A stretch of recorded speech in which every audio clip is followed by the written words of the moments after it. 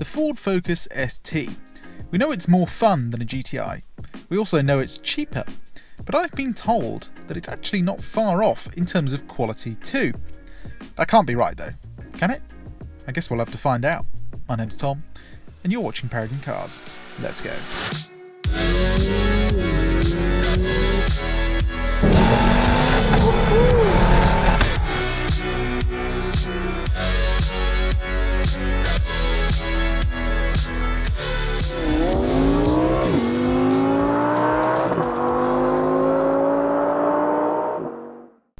Before we check out that quality, let's look at the engine. Stock, these cars produce 250 brake horsepower and 360 Nm of torque, which is plenty for daily driving. This one's been mapped though to stage 1, which takes it to 280 horsepower and 430 Nm of torque. There's also a ram air intake, so you get those lovely whooshes from the turbo. Let's see how fast this ST whooshes from 30 to 70.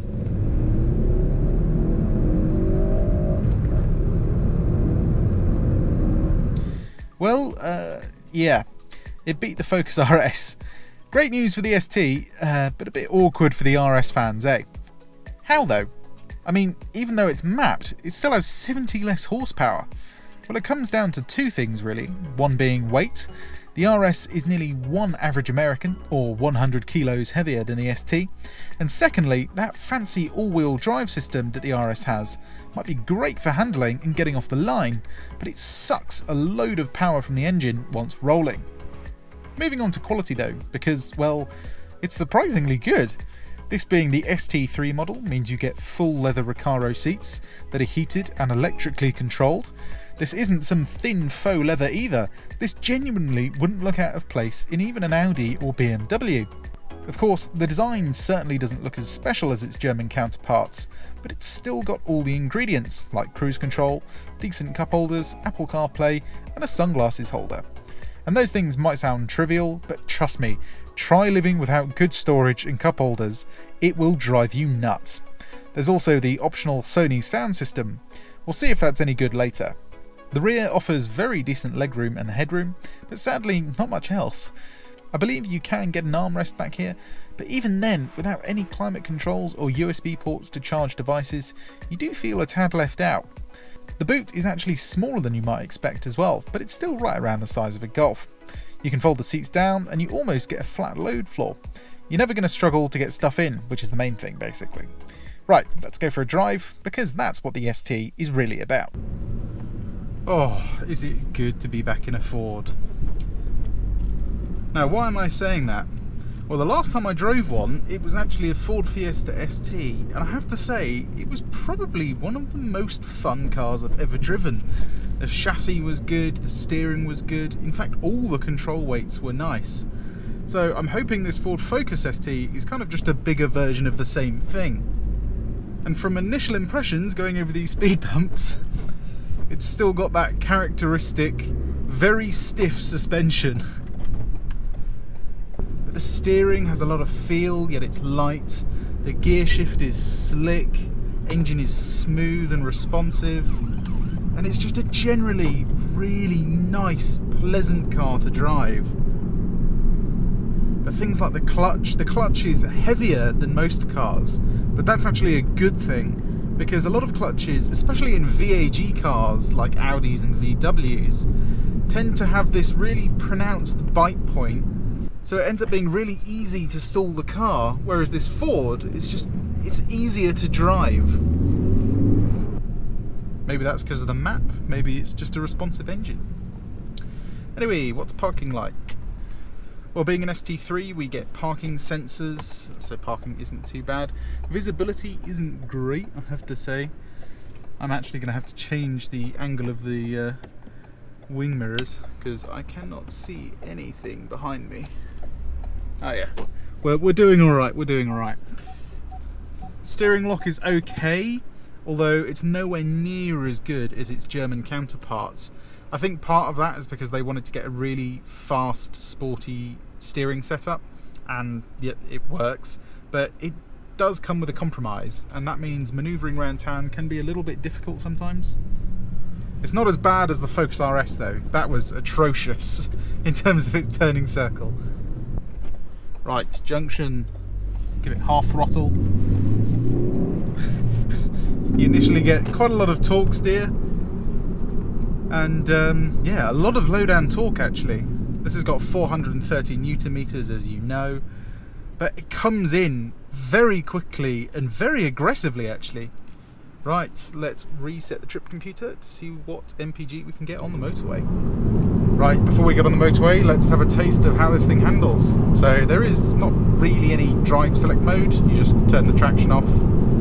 Leaves the ESC on, but they kind of call it a sports mode, I guess. Yeah, they call it a sports mode.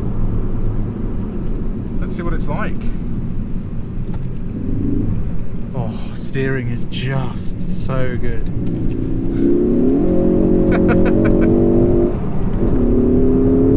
Oh, yes.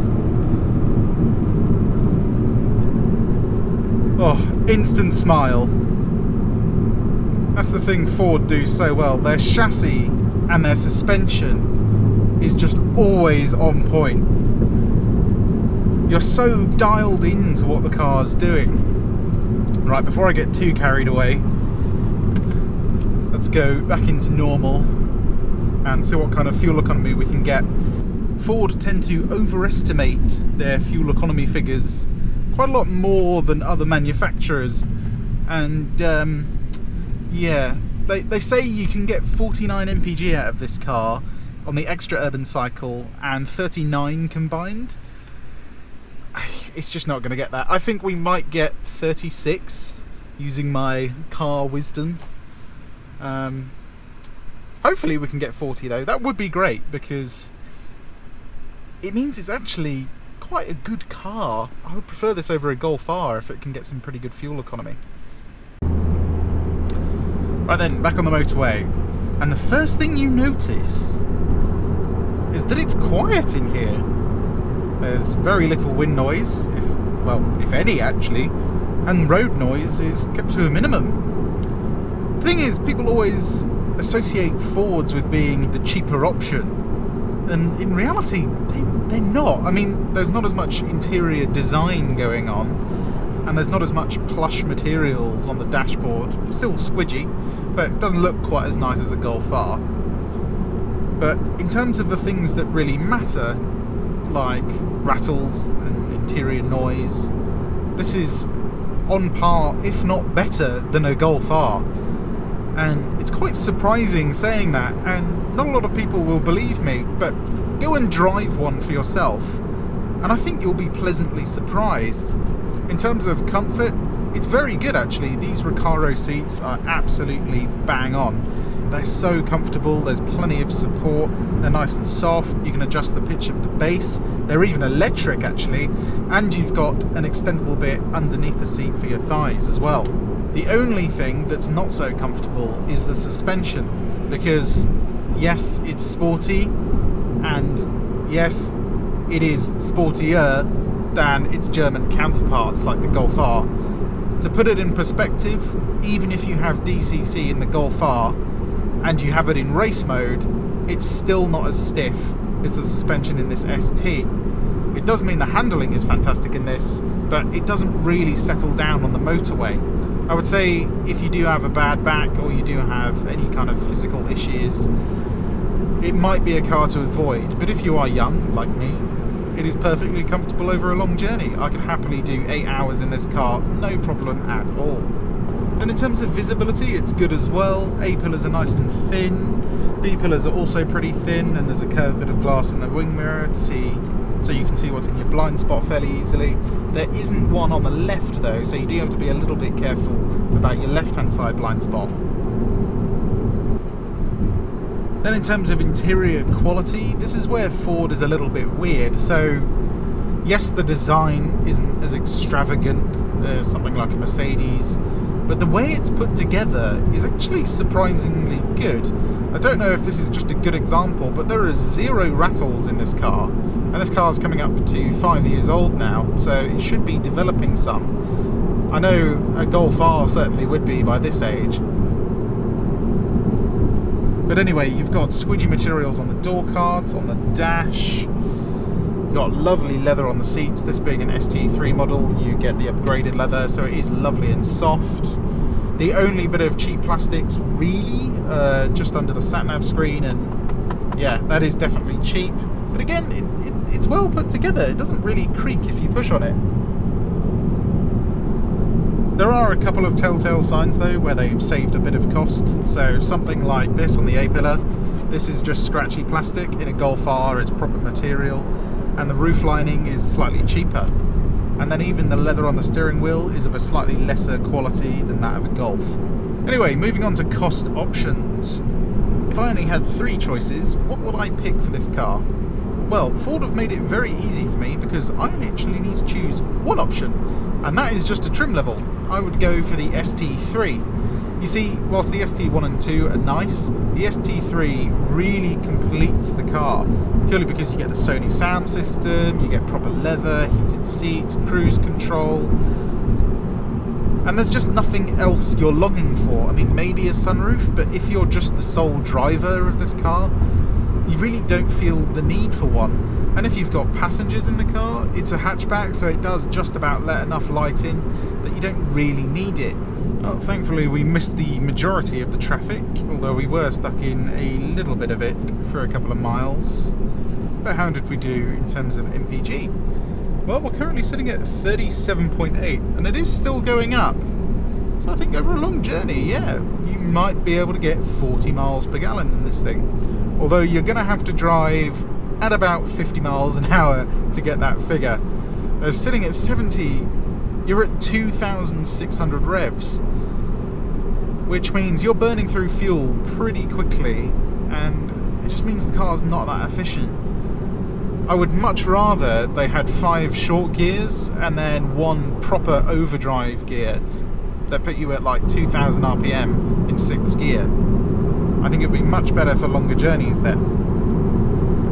Anyway, let's have some fun, shall we? Right, this time we're going full traction off, so I can show you the chassis dynamics of this lovely Focus ST. And the way it digs into a corner is just, I mean, it's sublime. It really is. It just has this way of dancing around the corners that no other car seems to have. Brakes. Yes, brakes are very good. They bite quite quickly actually, but they do feel nice. They're very reassuring. Guess a little bit of a sound check. Not much sound to be had out of this. It sounds nice, but it's not that loud. Focus RS is definitely more raughty. Right, now the traffic's cleared, we can have a little bit more fun, and back into some more traffic. But the way this thing bites into a corner, I don't know quite how to describe it. It just sticks until the rear end goes. You will never understeer in this car. Even if you do something wrong, it won't understeer.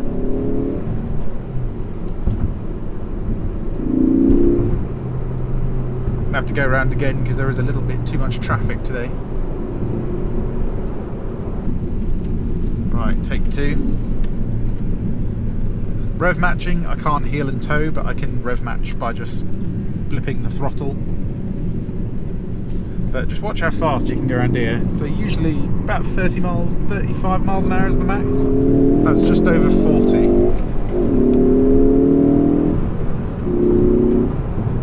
You can hear anything in the back, it's just camera equipment.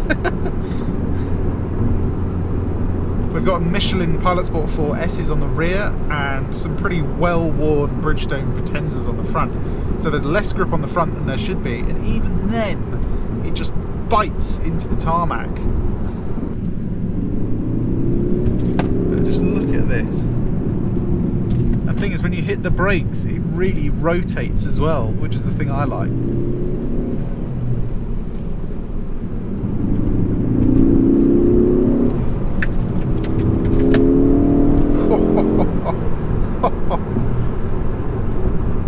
On a track, this thing would run rings around a Golf R. It would not even be close.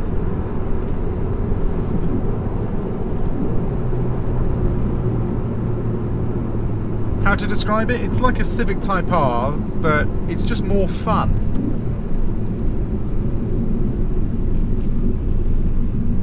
Civic Type R is definitely quicker around a track, but I don't know, this... the way it digs into a corner is so satisfying. Okay, still in traction off. Let's give it some. Oh, the car just wraps itself around you. You place it exactly where you want it.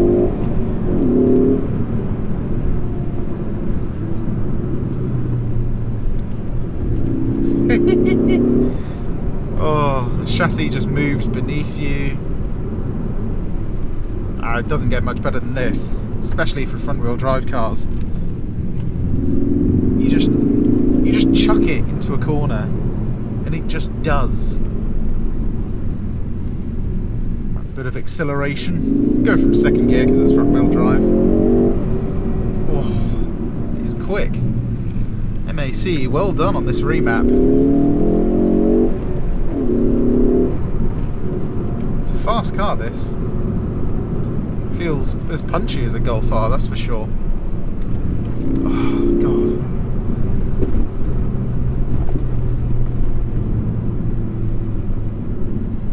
The way this thing handles, man. Suspension is stiff.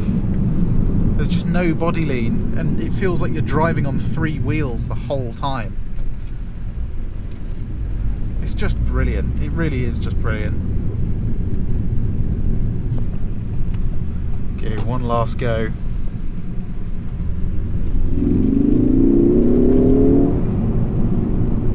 Even with this power, it seems to do pretty well at putting it down.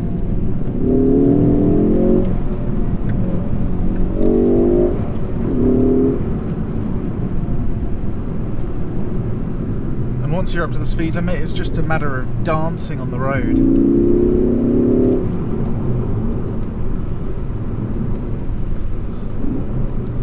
Rowing through gears. Oh, oh, what a great driving experience. And the thing is, you can do all that within the speed limit. There's no need to break the law to have fun. I think that's the sign of a car. If you're having a lot of fun whilst going slowly, when you go quicker, it's just even better. And that's the Ford Focus ST. There's never a dull moment whilst you're behind the wheel of this thing. If a Golf R could corner and communicate like this, it would be perfect. For now though, we'll just have to put up with the ST. And mind you, that is no bad thing at all. As always, I hope you enjoyed this review. If you did, give it a like and why not subscribe, as not only can you see more content like this, you can see everything we have for sale, including this lovely Ford Focus ST. My name's Tom, and you've been watching Paragon Cars. I'll see you on the next one. Goodbye.